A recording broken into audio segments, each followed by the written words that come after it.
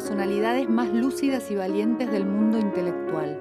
Una mujer que nunca empuñó las armas, pero que llegó al activismo por el secuestro y desaparición de su hijo Pablo en 1976. Tratando de encontrarlo, ingresó en la Asamblea de Derechos Humanos. Se convirtió en una tenaz dirigente política. Formó parte de la CONADEP e impulsó el juicio a los dictadores. Integró el FREPASO y fue ministra de Desarrollo Social en el gobierno de la Alianza. Es autora de libros que procuran descifrar el periodo más oscuro de la historia argentina. Hoy nos recibe en su casa, a 40 años del golpe militar, Graciela Fernández Meijide.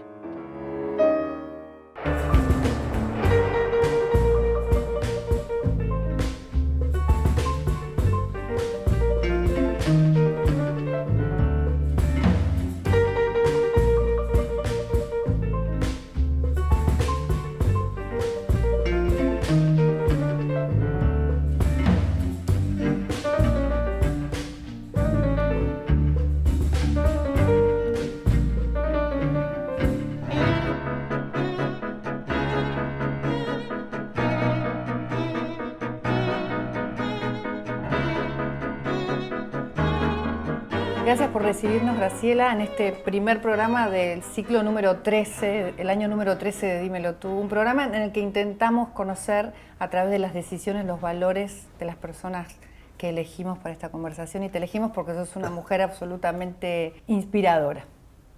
Bueno, a ver, primero que te tengo que decir, te felicito que siga el programa de esa temporada y te agradezco mucho que la empieces conmigo. Es un momento muy especial estamos muy cerca del 24 de marzo, seguimos reflexionando sobre ese tema y quién mejor que Graciela Fernández Meijide para hacer esta reflexión, ¿no? Sí, y fíjate que se dio, este año es el año del Bicentenario, es el año en que se cambia de gobierno. Bueno, se cambió el de diciembre, pero ha cambiado un gobierno, empieza otro, ojalá con todas las dificultades y ojalá que con el mejor futuro. Y al mismo tiempo está este recuerdo de los 40 años. Uno dice, bueno, 40 años, ¿qué diferencia hay entre 39 y 40? ¿No? Sin embargo, las decenas es como que te marcaran más. Pero no me parece que además esté muy separado la intensidad de esta conmemoración con el cambio de gobierno. Es necesario reafirmar el tema, ¿no? Porque hay algún prejuicio sobre si se va a seguir investigando, si va a seguir actuando la justicia. Eso por un lado, pero por el otro lado porque en el anterior gobierno se hacía hincapié en un relato de lo que había ocurrido, que se fue armando a través de los años, se fue como reafirmando. Y si hoy le preguntamos a algún chico joven, tiene una historia muy reducida y muy reduccionista de lo que fueron los 70. A alguien que no lo haya vivido, si es preguntado, te va a decir como si fuera de Villiquen casi.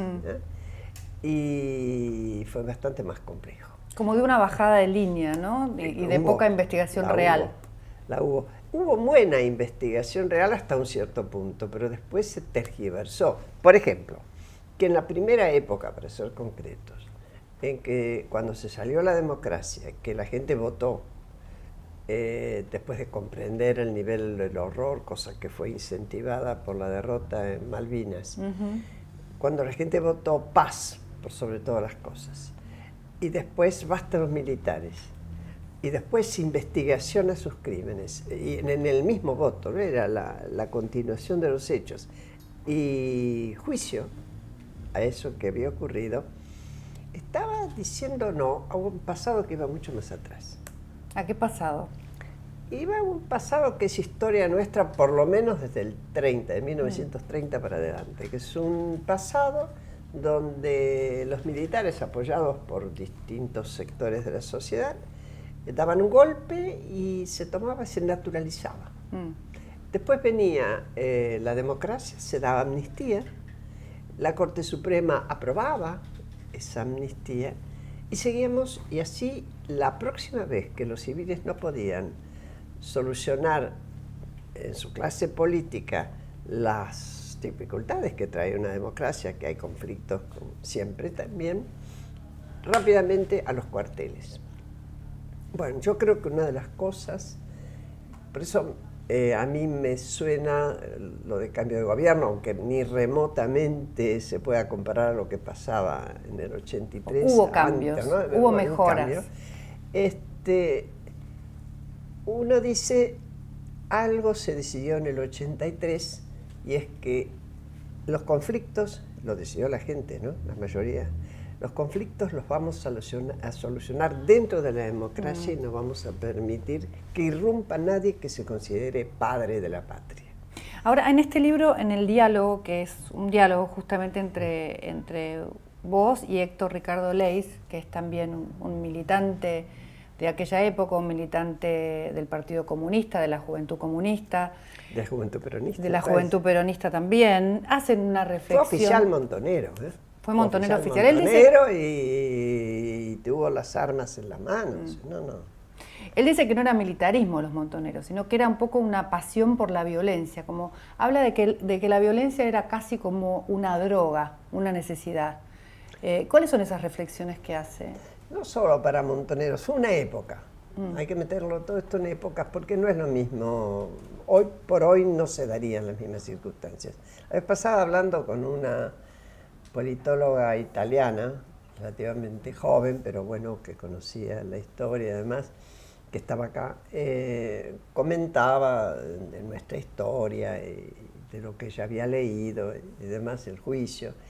Y yo le dije, pensá que en mayo del 68, el famoso mayo francés, para aquellos que tenemos unos cuantos años, fue muy marcador por quienes intervenían, eran todos, eso era un movimiento de universitarios y de intelectuales, jóvenes. era la cultura, jóvenes, con consignas muy atrevidas para la época.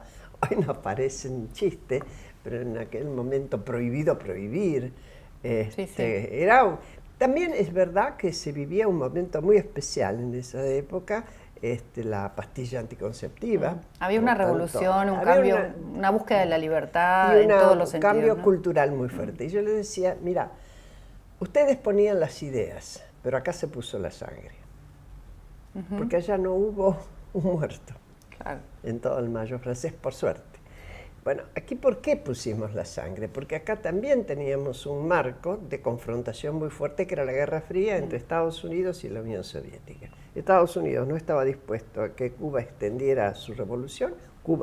La Revolución Cubana. La Revolución Cubana. Cuba estaba dispuesta a hacerlo. Che Guevara decía los 100 Vietnam. ¿Y qué hace Estados Unidos? Convence a las Fuerzas Armadas de cada país que sean los policías ideológicos, policías de fronteras ideológicas, es decir, que lucharan contra el comunismo. Esto, por un lado, intensificó las guerrillas de origen políticos diferentes y las represiones que fueron aumentando hasta que todo se puso muy violento cuando, vuelto Perón, ya se quedó demostrado que él no podía poner paz. ¿Qué se hablaba en tu familia en ese momento? ¿Cuál era la postura en tu casa, en donde además Pablo se había criado, acerca de lo que estaba pasando? Pablo era muy chico, tenía creo que 13 años, su hermana 15, María Alejandra, y fueron a las manifestaciones contra el golpe de Pinochet. Había una especie, para un sector de la juventud, de militancia acelerada, de muy jóvenes. En esa época, el que no tenía militancia política era un tonto. Hoy diríamos, estaba mal visto, estaba visto como alguien que no se involucraba. Como que no pensaba. La confrontación venía a muerte, y de ahí me parece que viene de lo de Leis, porque la decisión era llegar al poder. El poder está en la boca del fusil. Cuando vos tenés esa definición, Mariana, luchás hasta que el fusil gana. No, o sea que era una bajada de que debía ser con armas. Claro, no era el poder está en los votos. El poder está en el fusil. Y del otro lado pensaban lo mismo. Civiles y militares. Antes del golpe aparecieron, después de muerto Perón, las bandas paramilitares, la AAA, el Comando de Libertadores en Córdoba, que perseguían a la gente, es más, que anunciaban en publicaciones a quienes iban a matar o quienes estaban en peligro, algunos lograban escapar por eso. Eso termina justificando, y digo entre comillas, porque mucha gente lo justificó, otro golpe de Estado. En el 24 de marzo del 76, el que hace ahora 40 Claro, mucha gente lo apañó, lo buscó, lo quería, ¿no? También, algunos por supuesto, si no hubiera sucedido. Pero algunos por sus propios intereses, culturales, comerciales y hasta religiosos. Otros por el miedo y la necesidad de que se calmara todo. La violencia, Entonces, esa violencia que dijeron, existía. bueno, que vengan a poner orden. El orden que se puso fue el orden de los cementerios. Peor, ni siquiera era de los cementerios porque se ocultó los cadáveres. El orden que se puso fue el de la clandestinidad en la represión, control del pensamiento y control hasta de los libros, hasta de las matemáticas modernas. Controlar algo que realmente a la no se gente podía joven controlar. esto les puede parecer muy extraño, pero se prohibían las matemáticas modernas porque eran subversivas. La teoría de los conjuntos se prohibía. Ahora, hay una cosa que sigue fluyendo de alguna manera en nuestro país, de prohibiciones, de ocultamiento, ¿no? Porque en estos últimos años también hubo ocultamiento de datos, hubo relato, hubo una bajada de línea que no sé si tenía siempre que ver con la realidad ni con la verdad. Siempre como si los ciudadanos fuésemos infantiles, fuésemos unos niños a los que se los puede manipular, ¿no? Desde el que forma opinión. Desde el que forma opinión, desde los gobiernos, desde los que tienen realmente el poder para hacerlo, ¿no? No, Marilena Walsh había hablado en plena dictadura todavía el país jardín de infantes. Claro. ¿A quién se trataba? País jardín de infantes. País jardín de infantes. Y seguimos estando así tan indefensos. No sé si tanto. Bueno, a ver, los primero argentinos. no somos inocentes. Ninguno es inocente. No es que en la Argentina a los argentinos nos pasan las cosas. No, las hacemos o no las hacemos. Las hacemos bien o mal o no las hacemos. Porque te pasa un terremoto, te pasa una tormenta, pero no te pasa en los hechos de la historia, alguien los hace. ¿Y qué estamos haciendo? ¿Qué hicimos en estos años? Por lo pronto somos muy poco afectos, muy poco apegados al cumplimiento de la ley. Podemos aceptar bien las prohibiciones y hasta prohibir, si somos bastante autoritarios. Y nos viene muy bien la ley para que otros la cumplan, pero en cuanto podemos la transgredimos. Desde la más elemental falta de estacionamiento. Hay algo que vos decís, que dijiste hace pocos días en una entrevista, que crees en la justicia y en los derechos humanos y podés pedir el mismo nivel de justicia para tu hijo desaparecido que para tu peor enemigo. ¿Cómo crees que está la justicia hoy en la Argentina? Bueno, se ha demostrado que es poco independiente del poder político, salvo honrosísimas excepciones, que es fácilmente influenciable, sobre todo los jueces federales, que tienen que ver con los delitos que cumplen los funcionarios. Cada vez que hemos visto algún funcionario en riesgo de ser acusado, implicado en algo, hay algún juez que cajonea, algún fiscal que se olvida de apelar a tiempo, de hacer lo que bueno, tiene el caso que hacer. Nisman es un El caso un ejemplo Nisman claro. es un caso que todavía nos pesa. Yo lo sumaría a las deudas más pesadas de nuestra historia. ¿Por qué yo digo esto de la igualdad ante la justicia? No es fácil admitir que debe existir la igualdad, no importa quién sea que cometa el delito. Y lo mío no es ni sentimental ni es religioso, no es una filosofía religiosa. No es por creencia, es por convicción, hasta que no consigamos que la justicia sea igual para todos, no vamos a tener democracia, no vamos a tener ni presente ni futuro. Y a esta altura del partido, Mariana, yo tengo 85 años. Francamente, siempre me puede tocar vivir algo peor, siempre esa posibilidad existe. Pero es muy difícil que yo incida demasiado en los cambios, están a cargo de ustedes y de los más jóvenes. Y lo único que yo puedo hacer es plantarme y decir, yo quería matar a los que secuestraron a mi hijo. ¿Querías? Lo totalmente. Y aprendí a odiar. Ellos me enseñaron a odiar. Yo los quería matar. Y entiendo que cualquier padre, cualquier familiar en esas circunstancias quiera devolver ojo por ojo, diente por diente. ¿Saben qué? Las leyes se hicieron para que eso no ocurriera. Vos no podés ser juez y parte precisamente para que haya equilibrio. Eso nos garantiza, primero, ser diferentes de los victimarios o construir un pedazo de sociedad diferente. Ser mejores, estar por encima de esa violencia. Yo diría estar resolviendo los temas con racionalidad y con apego a la ley, que para eso se hace. Pues si no es letra muerta. Nuestras leyes, si no se cumplen, son letra muerta. ¿Vos sentís que entonces hay baja intensidad en la democracia, en este momento todavía en la Argentina? Sí. Que estos últimos años perdimos... Mucho. Perdimos, digamos, esa intensidad. Sí, ¿y sabés por qué? Sobre todo porque cuando llega un gobierno, y los gobiernos populistas tienen una enorme tendencia a hacer eso, más bien es una de las características, a confundir lo que es gobierno con lo que es Estado. Y a sentirse que son los dueños de la palabra del pueblo, el que ocupa la presidencia y que se siente dueño del Estado. Ahí las instituciones se van al diablo. Yo hoy, cuando veo las discusiones que se dieron en la Cámara de Diputados y en senadores, en estos últimos tiempos, sobre el tema del pagar o no, los holdouts, etcétera, yo me pongo muy contenta de que haya un equilibrio que permita discutir, incluso incorporar modificaciones al proyecto que manda el Ejecutivo. Sí, yo también me pongo contenta. Me parece que es un cambio.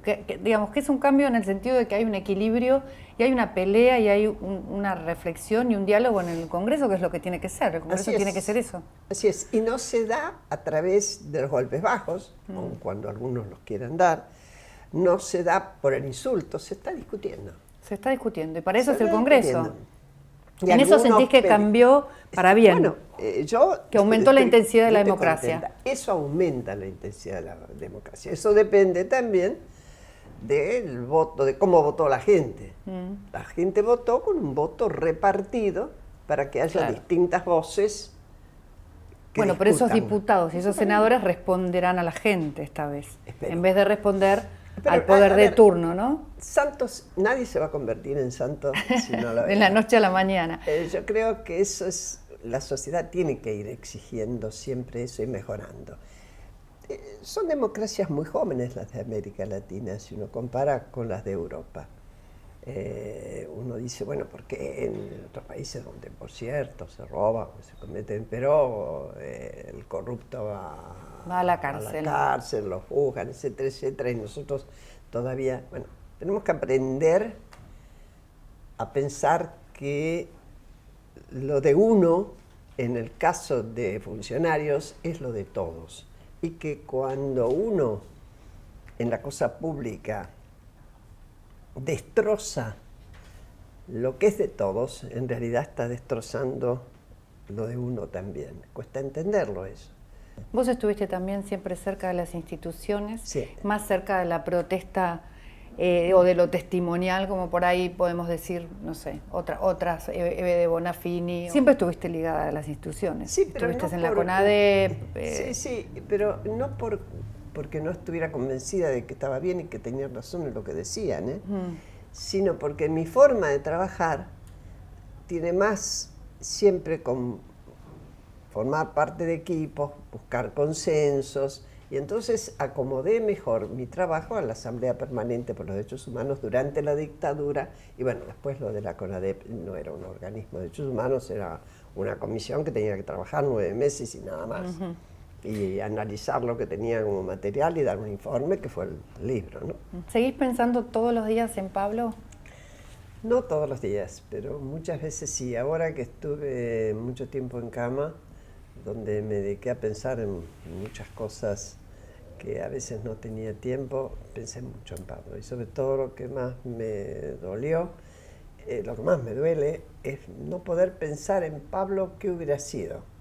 Pablo quedó congelado. En esos sueños de ese momento. De los 17 años que tengo. ¿Y cuáles eran los sueños de Pablo en ese momento? Sí, eran muy mezclados, porque por un lado, como todos los chicos en aquella época, querían la revolución. Muy claro no tenían qué era la revolución, pero querían la revolución. Supongo que también era con los padres, ¿no es cierto?, las cosas. Pero al mismo tiempo era muy deportista, se había propuesto terminar bien su bachillerato para entrar bien a la facultad. Hay una discusión en casa si quería hacer arquitectura o medicina, entonces mi hija, que es médica, dice medicina, y mi ex marido, que es arquitecto, dice arquitectura. Es decir, a Pablo no lo dejaron vivir. Alguien decidió que no iba a poder decidir su vida. Y eso sí aparece mucho, y más vieja me pongo peor. En aquel momento tu motor era, bueno, quizás ver presos a los militares, ¿no? Ahora, hoy, ¿cuál es tu motor? No, mi motor es que haya una Argentina mucho más normal, donde las aventuras políticas no tengan espacio. Yo no pretendo una política sin errores, no la hay. Siempre tiene conflictos y es típico de la democracia el conflicto, pero lo que me duele mucho, es que perdamos mucho tiempo, como perdemos cada tanto, en discusiones donde encima creamos esta figura horrible de amigo-enemigo sin admitir adversarios. Porque con adversario uno habla, puede discute, conversar. Construye, con el enemigo se lo destruye. Y eso realmente quisiera pensar que se terminó, que lo pudimos dejar atrás. Vamos a ver. Bueno, gracias. Muchísimas gracias por recibirnos. Ese es un momento selecto en el que yo te digo un poco cómo te veo. A ver. Bueno, te veo como una mujer absolutamente inspiradora, como una mujer que hace honor de lo femenino, de esa manera de dejar de lado la venganza, el odio, para mostrar amor, para construir, para darnos a los argentinos una manera, una forma de ser mucho más elevados y ser personas superiores. Te veo como una persona absolutamente superior, como una mujer superior. Y me encanta conocerte, me encanta verte de vez en cuando y encontrarme con vos. Para mí también, Mariana. Eso estás en casa. Gracias. Una botella de Chandon y anteojos de mi marca. Yo los elegí para vos, me gusta mucho, te quedan muy bien. Gracias, Graciela. No, gracias a vos.